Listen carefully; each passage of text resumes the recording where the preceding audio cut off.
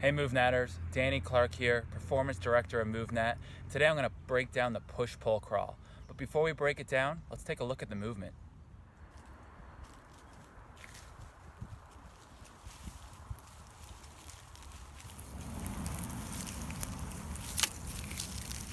The practical application of this movement is to get under a very low obstacle. Now, if I could have stepped over it, if I could have vaulted over it, or even if I could have been more upright in the foot-hand crawl, it would have been a better movement choice. Why? It all comes down to friction. The more friction I have on my body, on my surface of support, the more I lose momentum because that friction slows me down. Nonetheless, by having to do the push-pull crawl, I can still refine technique to minimize friction, and that's what we're going to do just now. So let's break it down. All right, so let's start with a couple foundational movements first. I want you to begin in prone lying. So you're going to be on your belly with your legs out behind you in a straight line. And what I want you to get used to doing is just propping yourself up on your elbows. Okay? The key here to this position is to make sure that my shoulders are spread just a bit, my shoulder blades are apart, and I'm distributing the curve of my spine over my whole spine. So if you feel this in your lower back, a lot of times it's because your upper back isn't doing its job. So let's think about steering that curve to our upper back, spreading our shoulder blades and getting to a nice, strong foundational position. From here, what we want to be able to do is practice body weight shifting from one hip to the other. So I put weight into my right hip, and then into my left hip. Next step would be to make that body weight shift and then lift one knee up as far as I can and drop it down. I want to make sure I keep my spine nice and long here, so I'm not side bending, I'm not forcing a side bend, trying to make my spine do the job that my hips should be doing.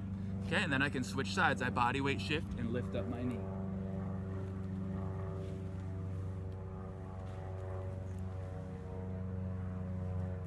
Once you've practiced this movement a few times and you feel pretty good and smooth in this movement, then you can move on. If this movement in and of itself causes pain, discomfort, or just you feel like restricted in any way, you're going to want to start here and work on those inefficiencies. Okay, so simple changes in position and breathing will really make a difference. So from here we can work on the full movement. Okay, so what we're going to do is we're going to get to our starting position. I'm going to roll to one hip and lift up the knee, and I'm also going to shorten my elbow by just dropping it down toward my knee. Okay, so I flex my elbow just a little bit and drop it toward my knee. Now I have this short side, because what I want to do is start in a contralateral pattern. Okay, contralateral patterns are efficient for locomotion. They work with our physiology, our fascial networks, to help drive forward locomotion more efficiently. So I have this short side here. My back leg is already long. I'm going to reach my other arm pretty long. Okay, there's the distance of how long you reach and how short you bring your tight side together really depends on your limb length. But I just don't want to be stuck in a side bend here. I want to still have my spine in the direction that I'm traveling. Okay, from here, all I'm going to do is I'm going to remove 2 points. I'm going to maintain 2 points of support as I travel forward. Just to test to see if we have the stability, I'm going to remove friction from everywhere but my right knee and my left elbow. So I lift myself up, see if I can balance there for a second, and then come back down. Okay, so I can feel how I remove friction from my body. I can feel how I peel or add tension first and hopefully peel away extra tension, because I don't want to be like way up here. That's going to decrease the efficiency of the movement and make me have to go too high as I go under a low obstacle. From here, really, it's just about switching sides with smoothness, with control, with a sense of relaxation, and with a good sequence, making sure we keep that contralateral pattern.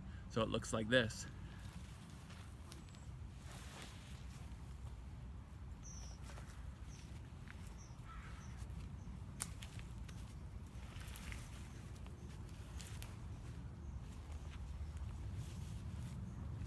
Now that you've seen the breakdown, here's a longer clip of that same sequence.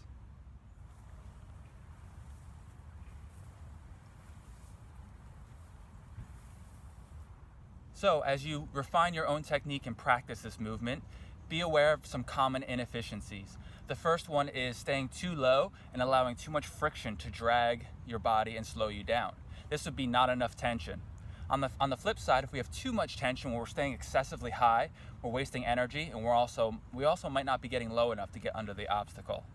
Loss of sequence is another inefficiency where we lose that contralateral pattern. And also just having the mobility to be able to drop our hip, to be able to touch our hip and fully extend it to the ground each time, again, so we can get that second of relaxation as we switch sides.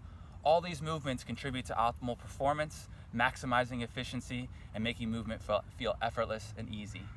I hope you've enjoyed this breakdown, and I look forward to seeing you practice. See you next time.